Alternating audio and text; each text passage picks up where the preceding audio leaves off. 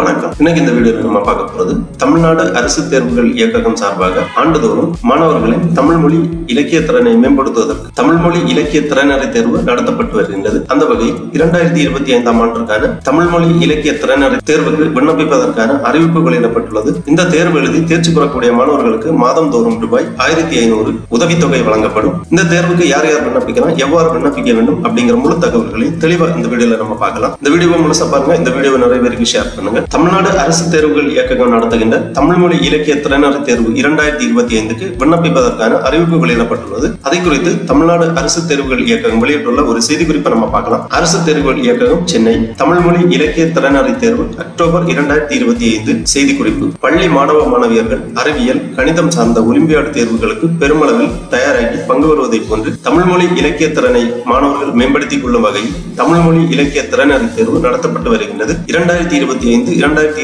கல்வியாண்டிற்கான தமிழ் மொழி இலக்கிய திறனறி தேர்வு 11/10/2025 சனிக்கிழமை அன்று நடத்தப்பட உள்ளது. இத்தேர்வில் 1500 மாணவர்கள் தெரிவு செய்யப்பட்டு அவர்களுக்கு பள்ளி கல்வித்துறை வழியாக மாதம் ரூபாய் 1500 வீதம் 2 வருடங்களுக்கு வழங்கப்படும். இத்தேர்வில் 50 விழுக்காடு அரசு பள்ளி மாணவர்களும் மீதமுள்ள 50 விழுக்காட்டிற்கு அரசு பள்ளி மாணவர்கள் உள்ளிட்ட புற தனியார் பள்ளி மாணவர்களும் தெரிவு செய்யப்படுவார்கள். தமிழ்நாடு அரசின் 2025-2026 கல்வியாண்டில் வெளியிடப்பட்ட திருத்தி அமைக்கப்பட்ட 10ஆம் வகுப்பு தமிழ் பாட புத்தகத்தில் உள்ள 7 இயல்களில் கடந்த ஆண்டில் மாணவர்கள் பயிலாத இயல் 2 உள்ள மேகம், பிரம்மம், இயல் 6 முத்தொள்ளாயிரம் மற்றும் இயல் 7 அக்கறை ஆகிய 4 தலைப்புகளை தவிர ஏனைய பகுதிகளில் இருந்து வினாக்கள் கேட்கப்படும். இத்தேர்வானது கொள்குறி வகையில் நடத்தப்படும். அனைத்து மாவட்டங்களிலும் மாவட்ட தலைநகரங்களில் இத்தேர்வு நடத்தப்படும். 2025-2026 கல்வியாண்டில் தமிழகத்தில் உள்ள அங்கீகாரம் பெற்ற அனைத்து வகை பள்ளிகளிலும் 11ஆம் வகுப்பு பயிலும் மெட்ரிக், சிபிஎஸ்இ, ஐசிஎஸ்இ உட்பட மாணவர்கள் 11/10/2025 சனிக்கிழமை அன்று நடைபெறவுள்ள இத்தேர்வுக்கு விண்ணப்பிக்கலாம்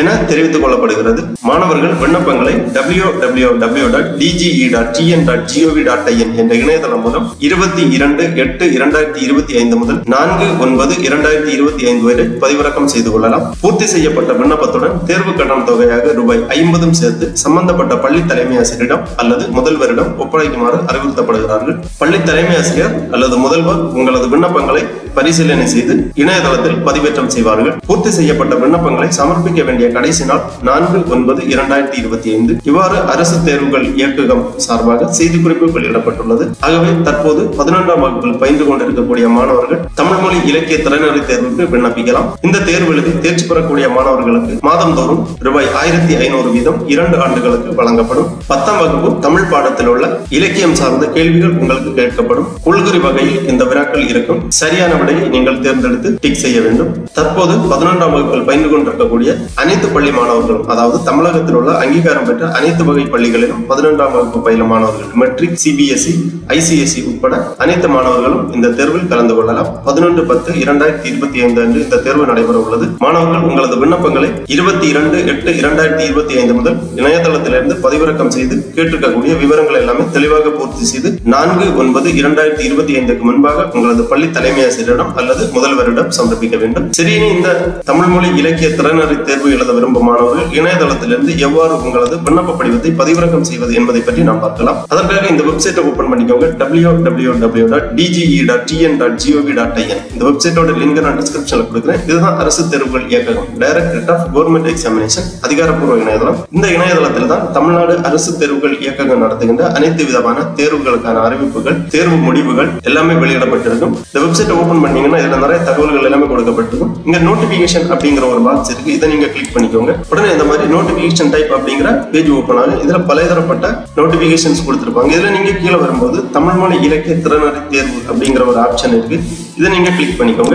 உடனே இந்த மாதிரி லேட்டஸ்ட் நோட்டிபிகேஷன் தமிழ் மொழி இலக்கிய திறனறி தேர்வு அந்த மாதிரி கொடுத்திருப்பாங்க. இதுல ஃபர்ஸ்ட்லயே ஒரு லிங்க் இருக்கு. தமிழ் மொழி இலக்கிய திறனறி தேர்வு அக்டோபர் 2025 விண்ணப்ப படிவம் அப்படின்னு கொடுத்திருக்காங்க. இந்த லிங்க்ல நீங்க கிளிக் பண்ணிக்கோங்க.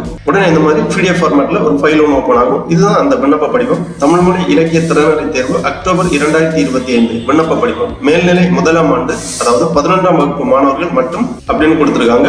விண்ணப்ப படிவத்தில் ஃபர்ஸ்ட்லே அண்மையில் எடுக்கப்பட்ட ஒளிப்படம், அதாவது பாஸ்போர்ட் சைஸ் புகைப்படம் ஒன்று இங்கே ஒட்டப்பட வேண்டும். அடுத்ததாக விண்ணப்ப படிவத்தில் கல்வியல் மேலாண்மை தகவல் முறைமை எண் எமிக்ஸ் நம்பர் கேட்டிருக்காங்க.